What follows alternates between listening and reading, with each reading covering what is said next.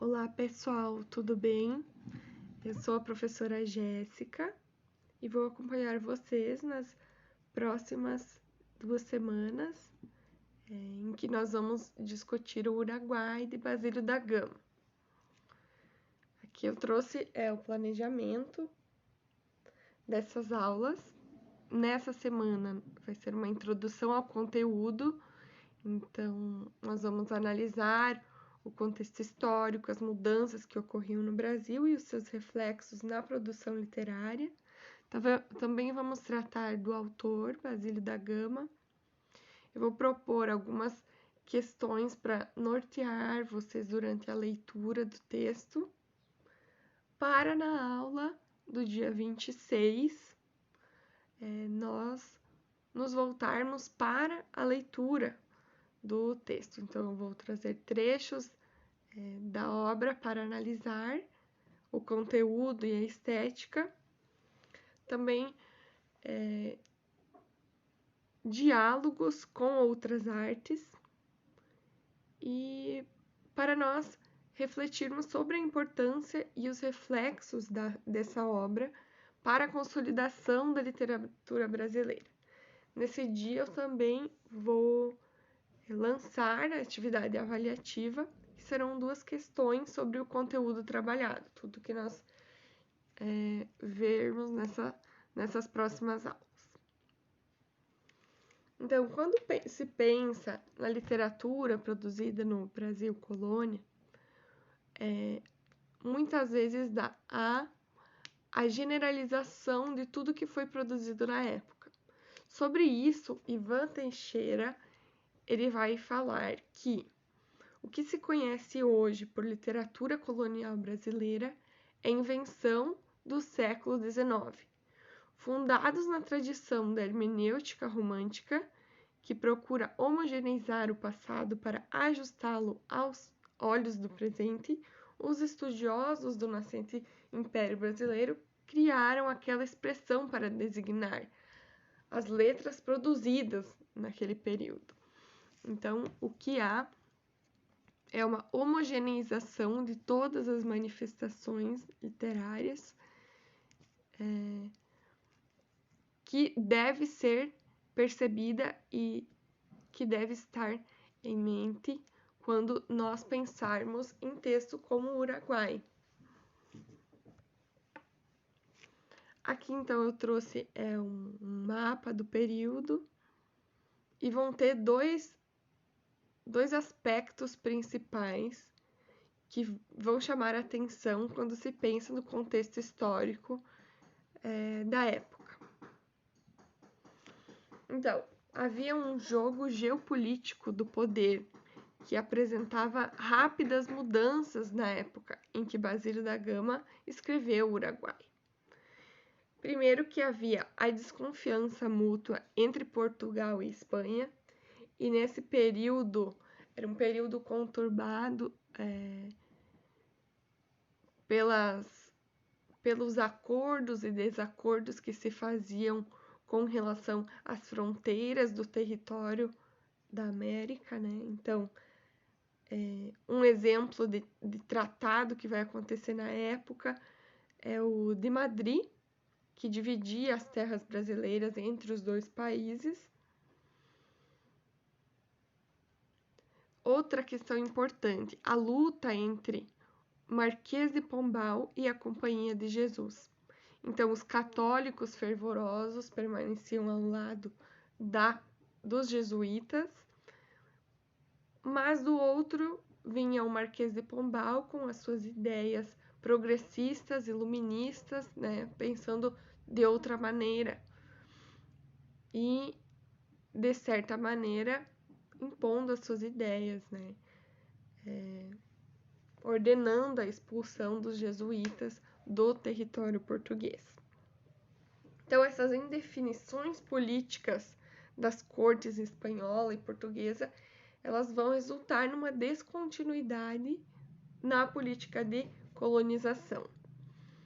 O Brasil, por exemplo, vai deixar de ser colônia em 1815. Então, pouco tempo depois desses conflitos. E a primeira figura das duas que eu falei anteriormente vai ser o Marquês de Pombal. Então, o Marquês de Pombal, como vocês podem, vamos inicialmente analisar essa obra. Então, foi uma pintura, provavelmente foi ele que contratou, né, esses artistas para fazerem essa arte.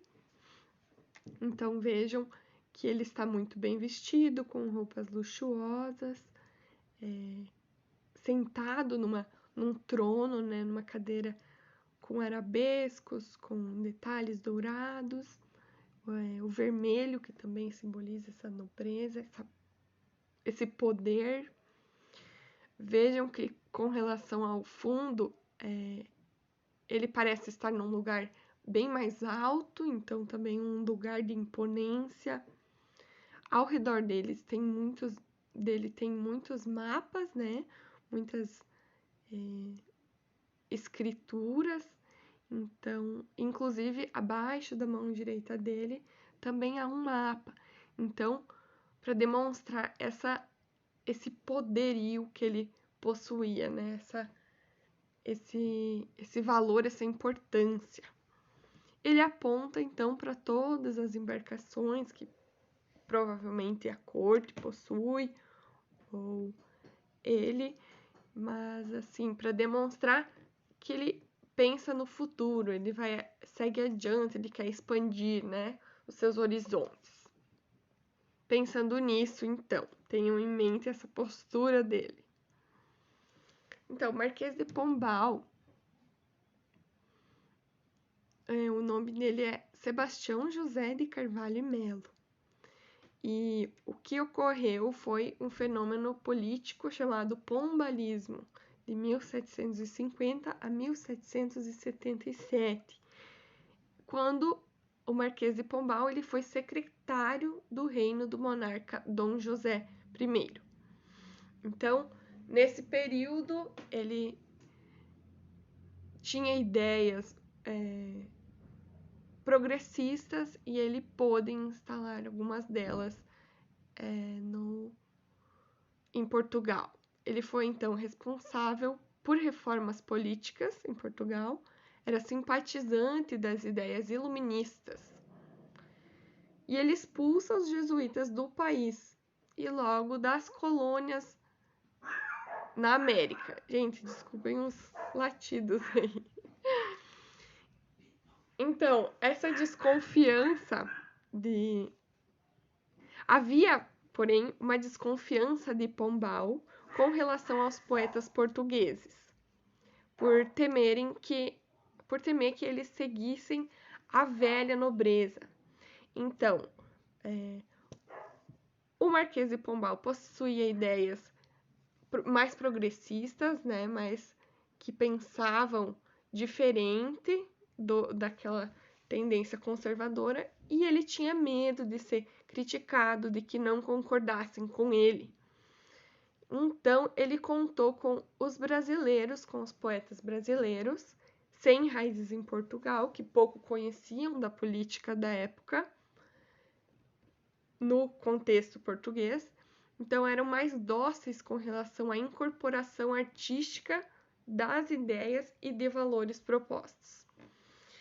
Então, é nesse espaço que vai se propor uma propaganda dos feitos do Marquês de Pombal, que será conhecida como a propaganda pombalina, que nós veremos adiante quando estudarmos sobre o Basílio da Gama. Aqui eu trouxe, então, outra arte para contrapor aquela. É a primeira missa no Brasil. Ela foi produzida não no período, um pouco depois, mas ela vai ser importante para nós notarmos alguns aspectos do período, desse contexto, né? Então, quase no meio da imagem está a cruz com os jesuítas, né, um padre de branco, e vejam como essa parte está mais iluminada, parece que está sendo iluminada pela luz, né? Sendo iluminada pelo sol. Então, é um ponto principal, né? É um ponto de destaque para a pintura, e nos lados, nos cantos, estão os indígenas, que estão nos cantos mais obscuros, mais sombrios, né? Eles não são tão iluminados. Alguns no canto direito estão quase dentro da floresta, um está em cima da árvore, então numa atitude mais selvagem, mais arredia. Isso vai ser determinante para percebermos assim essa postura, essa percepção dos europeus sobre os indígenas, né, como seres que estão na obscuridade e que precisam da luz, a luz que seria encontrada pelo catolicismo, pela doutrina que os jesuítas poderiam proporcionar. Vejam que logo abaixo dos jesuítas, dos padres, né, também estão os guardas reais, né, os guardas da corte portuguesa. Então, essas figuras também vão estar aí nesse período, vão ter um papel importante. Então, a Companhia de Jesus. Os jesuítas, então, foram os responsáveis pela convivência com os indígenas. E foram eles que conseguiram construir comunidades e uma convivência, né? Uma experiência pacífica, digamos assim, mas não completamente, com os indígenas. Então, esse universo da Companhia de Jesus e dos índios guaranis não era de fácil observação pelos portugueses, pelos espanhóis e europeus em geral. Isso porque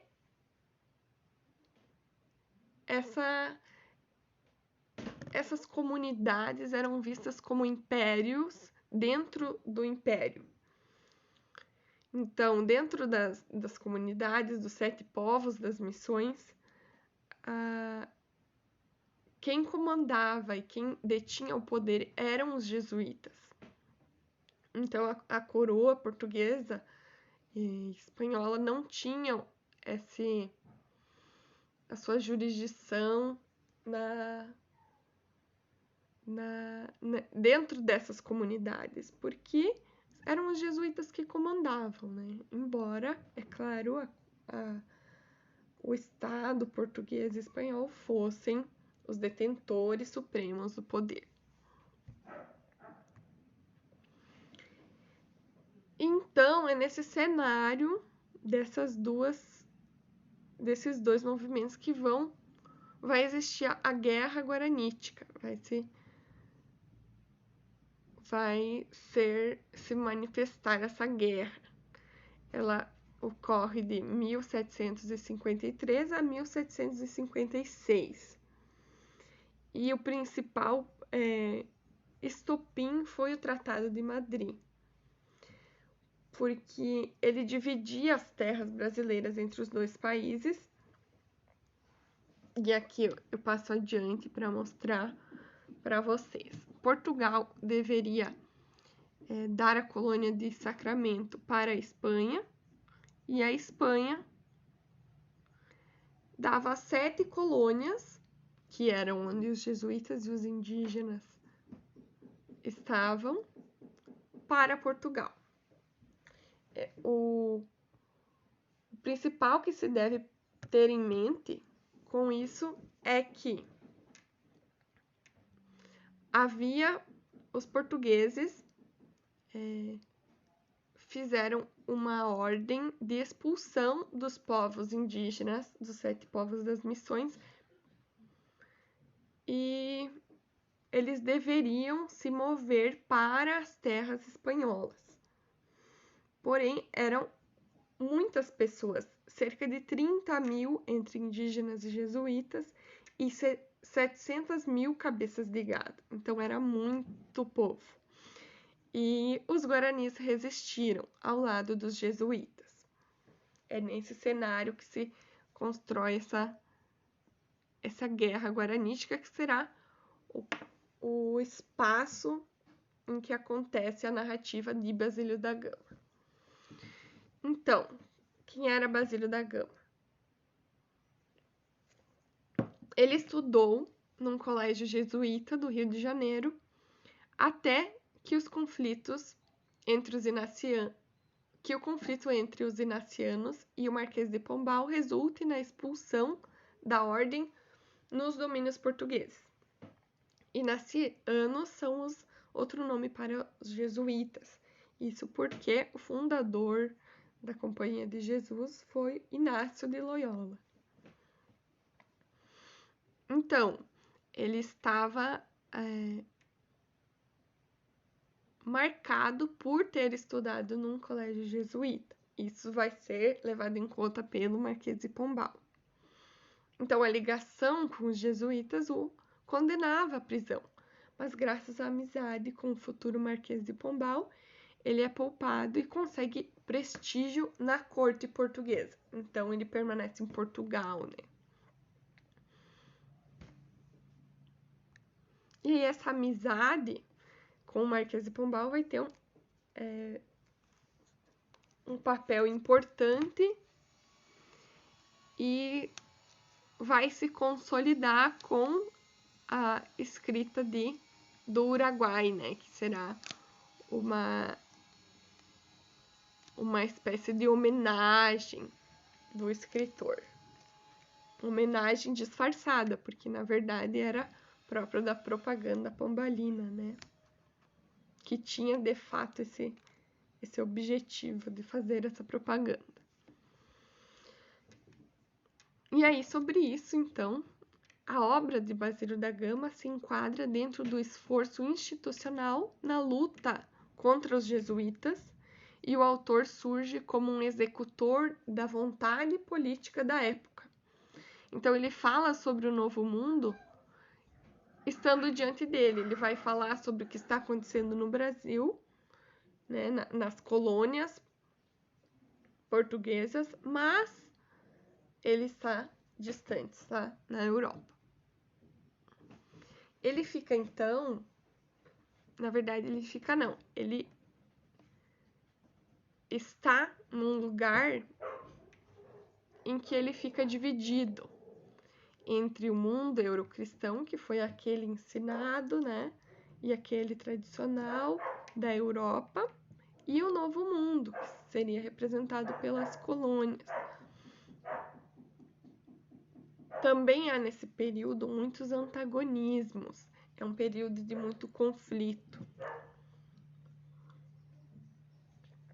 Alguns deles, a renovação versus tradicionalismo, religião versus ateísmo, iluminismo, empirismo e escolástica, que é o conhecimento formal, né? Liberdade e subordinação, e o pombalismo versus a simpatia pelos indígenas e educação jesuítica. Então,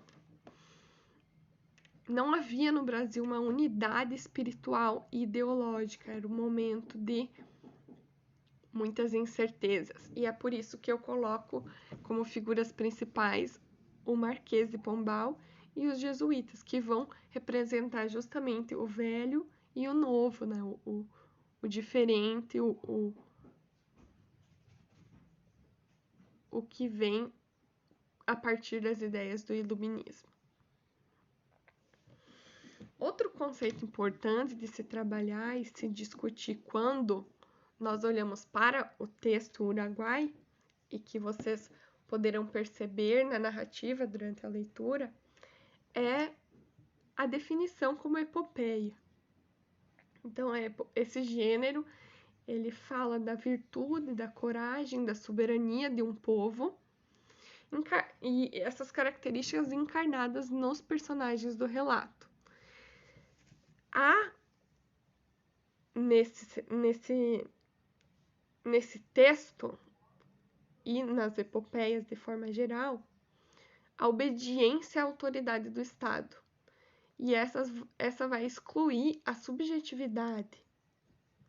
Então, os personagens, eles não têm uma mente individual, eles têm um pensamento coletivo. As normas são coletivas e objetivas. E o que se tem é a voz da autoridade. Então, é a voz da autoridade que vai nortear os pensamentos, as ações, os sonhos que os personagens terão. O que se busca é chegar à dimensão universal do homem para situá-lo novamente no mundo, orgulhoso com sua origem heróica. Também há, na epopeia, a verossimilhança, porque a história é contada, mas não se pode deixar em vista a poesia, né? Então, há um movimento de voltar-se para o passado para entender a história. O que vai existir é essa aproximação da história quando se pensa na guerra e nos protagonistas, por exemplo, a figura de Sepete Araju, de Gomes Freire de Andrade, que são pessoas que realmente existiram e foram importantes para o período.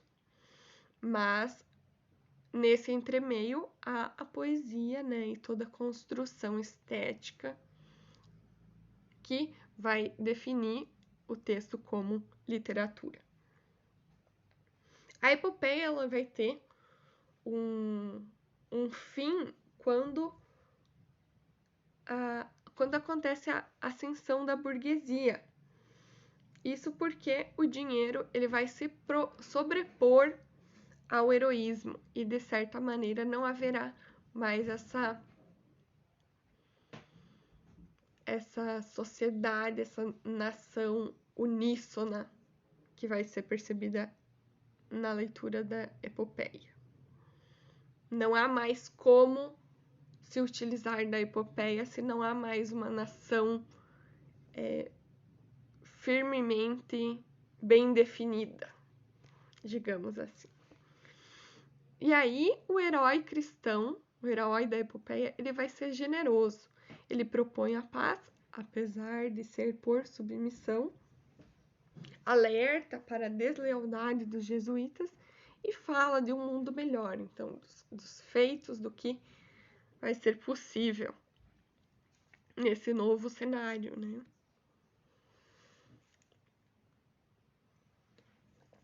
E aí partimos para a para comentários gerais sobre o próprio texto, né? O Uruguai. Ele foi publicado em 1769, escrito por José Basílio da Gama,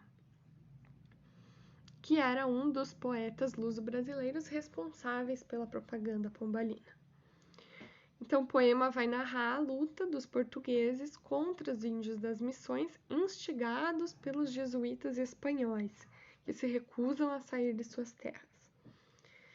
Vai acontecer, então, a exaltação dos portugueses e dos indígenas quando eles se voltam.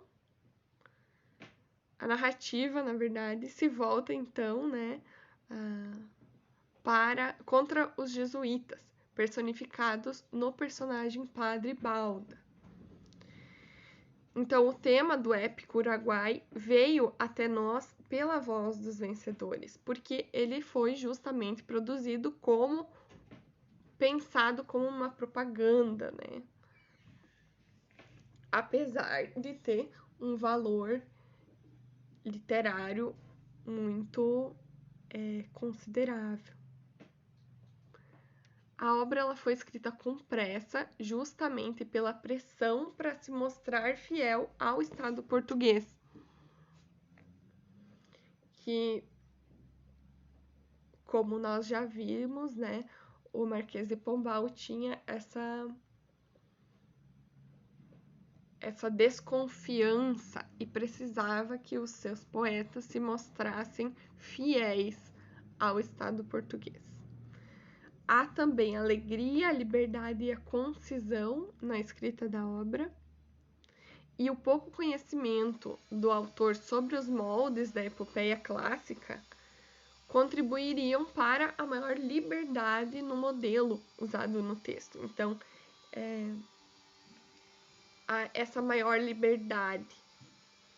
A fuga, isso vai ser percebido tanto pensando na questão do conteúdo, do que se entende por epopeia, se nós pensarmos lá na Odisseia, quanto da forma também do texto. Há a fuga dos padrões clássicos. É um mérito, mas há o questionamento sobre a estética da obra. Seria uma epopeia ou uma precursora do romance. E o elemento fantástico, que, por exemplo, na Odisseia mais conhecida, quer dizer, na epopeia mais conhecida, né, que é a Odisseia de Ulisses, então o elemento fantástico vai estar nos mitos, no ciclope, nas sereias, né, figuras mitológicas. Aqui, esse elemento fantástico ele não vai agredir o princípio cristão e nem o iluminista. Vai acontecer através de sonhos, de visões. Então, é por esse caminho que o fantástico aparece e se constrói.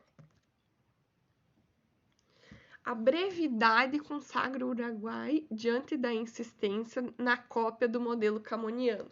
E o modelo camoniano vem lá dos Lusíadas, né? Então, há uma brevidade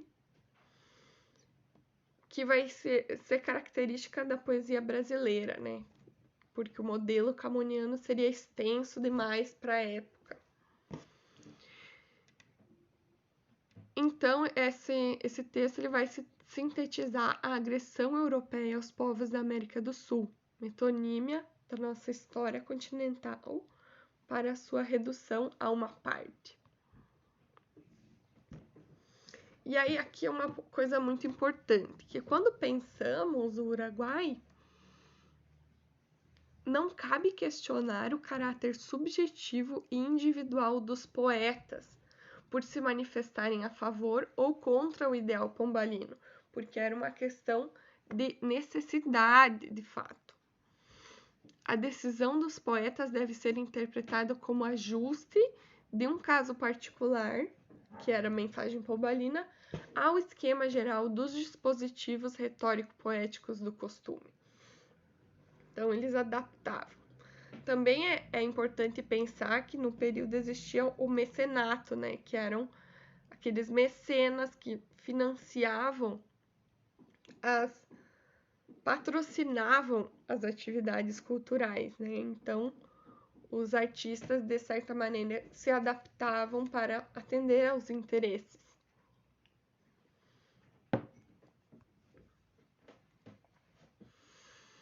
Então, se a intenção do criador de Uruguai era de apoiar um império consolidado em luta com um suposto novo império, que seria o dos jesuítas, o resultado acabou sendo uma obra que deu ao índio a condição de guerreiro nobre e a altura do soldado português ou espanhol.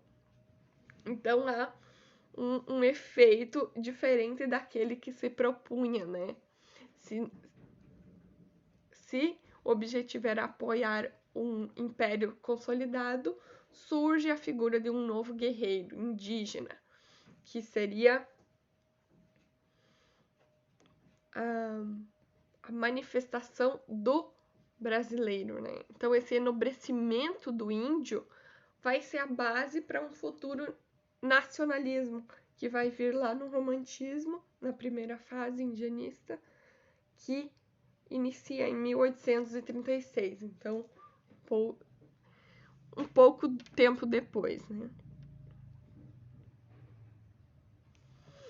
Então, pessoal, eram esses os comentários iniciais que eu tinha para fazer com vocês. Acho que é possível entender melhor o que está acontecendo, o que acontece na narrativa, né?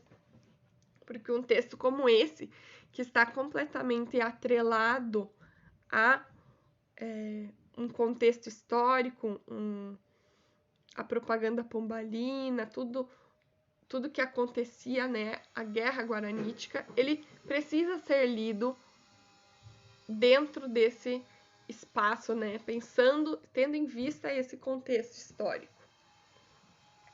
E acho que foi possível, vai ser possível, a partir dessas considerações, entender melhor o que acontece, os objetivos, né, por que se vai se construir a narrativa de certa maneira, com que objetivos, né? Então, pessoal, o que eu espero que vocês façam, quem já realizou a leitura pode rever trechos que considerou importante, observando, então, isso que nós abordamos hoje, né? E quem ainda não leu, peço que leia para a próxima aula acompanhar. Prestem atenção para o que é narrado em cada canto, então anotem em linhas gerais o que acontece em cada um dos cantos. Percebam a forma do texto e os recursos estéticos utilizados, os personagens. Percebam a presença da propaganda pombalina, que vai estar muito evidente em alguns trechos, algumas passagens. A questão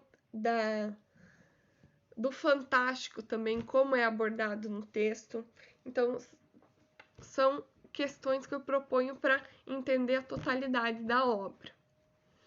E para a próxima aula, então, nós vermos e lermos trechos para compor, então, uma leitura profícua. Aqui adiante, eu vou trazer algumas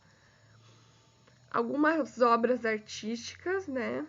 Artes visuais, que eu quero que vocês pensem. Nós vamos trabalhar mais profundamente na próxima aula, mas só para vocês terem uma ideia já e pensando como vocês percebem a figura do indígena em diferentes espaços, né? E momentos da história, como era a figura do indígena lá na Guerra Guaranítica, como ela é hoje, de que maneira acontece essa tomada dos portugueses, né? Como ela é vista pelas pessoas hoje, como o indígena é visto, que espaço esse indígena possui, que espaço o indígena possui hoje. Aqui eu trouxe as referências que eu utilizei. E era isso, pessoal. Até a próxima aula. Espero que vocês tenham entendido. Desculpem os barulhos externos, né? Que é isso, né? Aulas em casa tem todas as coisas que tem em casa. Então, qualquer dúvida me chamem, eu estou à disposição. Obrigada, até mais.